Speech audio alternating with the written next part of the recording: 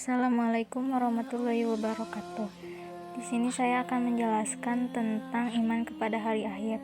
Sebelumnya, perkenalkan, nama saya Silvi Della Puspita dari kelas 12 TKJ. Hari akhir disebut juga hari kiamat, yang berarti hari kebangkitan.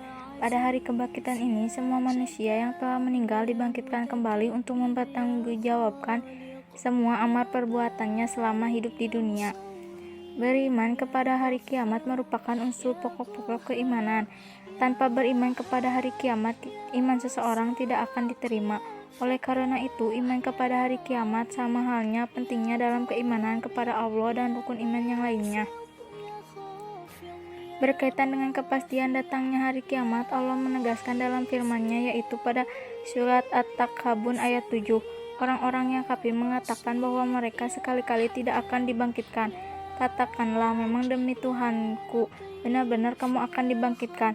Kemudian akan diberitakan kepadamu apa yang telah kamu kerjakan.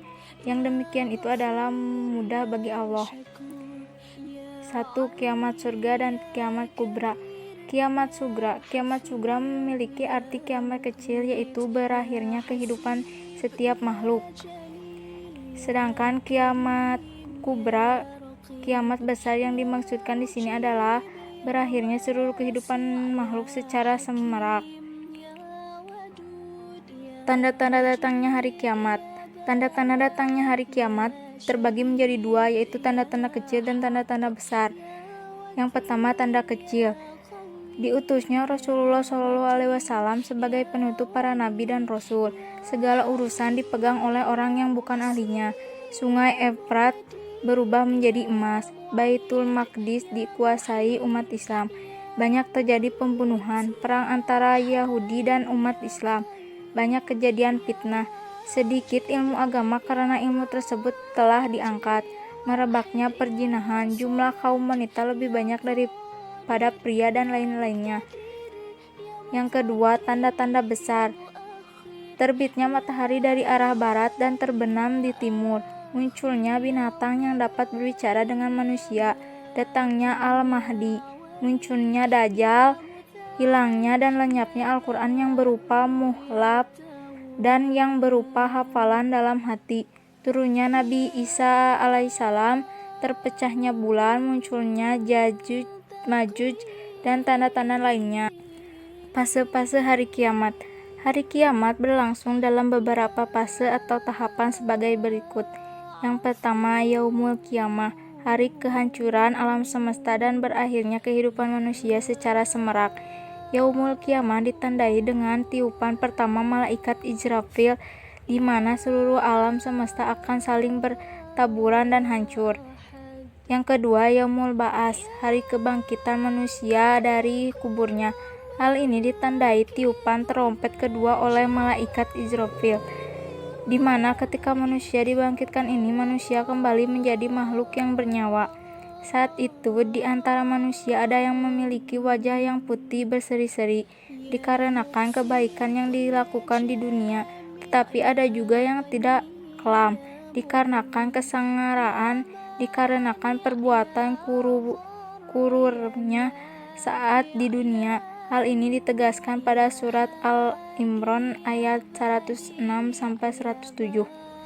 Yang ketiga, Yaumul Hasyr, atau hari berkumpulnya manusia, semua manusia di hadapan Allah setelah kebangkitan mereka dari kubur. Semua manusia dikumpulkan secara bersama-sama di suatu tempat tanpa ada yang ketinggalan. Tempat tersebut disebut dengan padang mahsyar, di mana repliknya seperti pada saat kegiatan wakuf di padang Arafah ketika pelaksanaan ibadah haji. Yang keempat, Yaumul Hisab, atau hari perhitungan amal baik dan buruk manusia, di mana manusia tanpa terlewatkan sedikit pun dari amal perbuatannya di dunia, apakah yang baik atau buruk, keseluruhannya akan dihitung, mulai tangan, mulut, kaki, dan anggota tubuh yang lain akan berbicara dan menjadi saksi akan perbuatan mereka selama di dunia. Yang terakhir, Yaumul Jaza, hari pembalasan bagi setiap manusia atas segala amal perbuatannya di dunia. Bagi mereka yang banyak memiliki amal kebajikan, maka surga adalah tempatnya, dan bagi mereka yang memiliki dosa yang banyak, maka nerakalah tempat akhirnya kelak. Surga. Al-Quran banyak berbicara tentang surga. Hal ini setiap yang dijelaskan pada Al-Quran Al-A'raf ayat 35. Surga adalah balasan yang terbaik bagi hamba Allah yang gemar melakukan kebajikan. Dan dalam surga pun terdiri berbagai macam tingkatan. Dalam surga terdapat 7 tingkatan, yaitu yang pertama Jannatul Firdaus atau surga Firdaus, yang kedua Jannatul Adn, surga yang kekal, yang ketiga Jannatul Naim, yaitu surga yang berisi kenikmatan, yang keempat Jannatul Khuldi atau surga yang kekal, yang kelima Jannatul Ma'wa, surga tempat kedamaian, yang keenam Darussalam atau tempat yang damai, yang ketujuh Darul Qarar atau negeri yang kekal. Neraka. Neraka adalah tempat penyiksaan bagi manusia yang membangkang terhadap syariat Allah dan mengingkari Rasulullah SAW. Kata neraka diulang-ulang penyebutannya di dalam Al-Quran.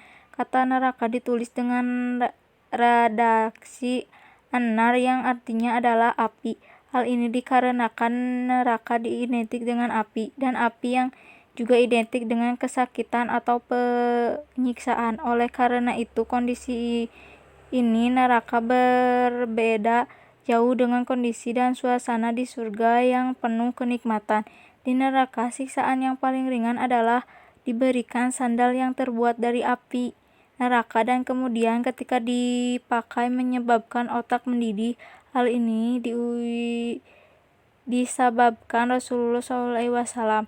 Sesungguhnya penghuni neraka yang paling ringan disiksanya ialah orang yang diberi sepasang sandal yang terbuat dari api neraka, lalu mendidihlah otaknya karena panasnya. Hadis riwayat Muslim. Dan seperti halnya surga, neraka pun juga memiliki tingkatan-tingkatan, yaitu yang pertama Hawiyah, artinya adalah api yang sangat panas. Neraka ini diperuntukkan bagi mereka yang ketika di dunia mencampurkan kebajikan dengan keburukan. Yang kedua Jahim, artinya api yang menghanguskan. Neraka ini disiapkan untuk manusia yang ketika di dunia mengingkari hari kebangkitan serta mengingkari adanya azan di hari kiamat. Yang ketiga Sakar, artinya yang menghanguskan kulit manusia. Neraka ini teruntuk manusia yang ketika di dunia menyombongkan diri atas segala karunia yang telah Allah berikan kepadanya. Yang keempat Laja, artinya api yang bergejolak. Neraka ini teruntuk bagi mereka yang saat di dunia enggan berkehendak dan jakat. Yang kelima Hutama, api yang dinyalakan dan sampai membakar di hati. Neraka ini disiapkan bagi mereka yang suka mengupat dan menggibah. Yang keenam Sa'ir, artinya api yang menyala-nyala. Neraka ini teruntuk orang-orang kafir yang mengikuti petunjuk syaitan. Yang ketujuh Wail, kecelakaan, adalah neraka yang disiapkan untuk pengusaha atau pedagang yang licik dan curang atau saat pedagang. Yang kedelapan Jahanam, neraka yang paling dalam dan berat disiksanya. Maka yang ditempatkan di neraka ini adalah mereka yang mengingkari dan mendustakan Allah Subhanahu wa Ta'ala. Jenis hukuman dan siksaan di neraka: yang pertama dahi, lambung, dan punggung dibakar. Yang kedua leher mereka dipasangi belenggu rantai, lalu mereka diseret ke dalam air tang saat sangat panas. Yang ketiga diseret ke tengah-tengah neraka dan di atas kepalanya dituangkan air yang sangat panas. Yang keempat dipakaikan pakaian dari api neraja, lalu disiramkan air yang mendidih. Fungsi iman kepada hari akhir. Yang pertama, beberapa fungsi iman kepada hari akhir adalah menambahkan keimanan dan ketakwaan kepada Allah, lebih taat kepada Allah dan Rasul-Nya, senantiasa hidup dengan hati-hati, waspadalah dan selalu memohon ampunan Allah, memberikan motivasi untuk beramal dan beribadah, selalu menghias diri dengan dzikir kepada Allah, membenci perbuatan maksiat. Sekian pembahasan dari saya. Wassalamualaikum warahmatullahi wabarakatuh.